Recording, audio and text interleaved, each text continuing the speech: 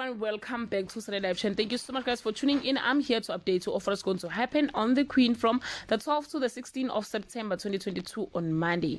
Nkosiyabo is ready to take his relationship to the next level. Londiwe must face the reality that she has been scammed on Tuesday. Londiwe tried to track down Norman. Mpumelelo's love life takes an interesting turn. Siyamthanda having male friends threaten her relationship with Nkosiyabo on Wednesday.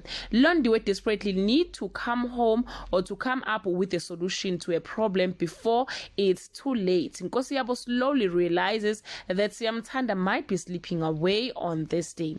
The chicken come home to roost in the worst way for Mpumelelo. Cebelihle makes a shocking discovery about Nkosiyabo. Londiwe makes a breakthrough, finally seeing some light at the end of the tunnel on Friday.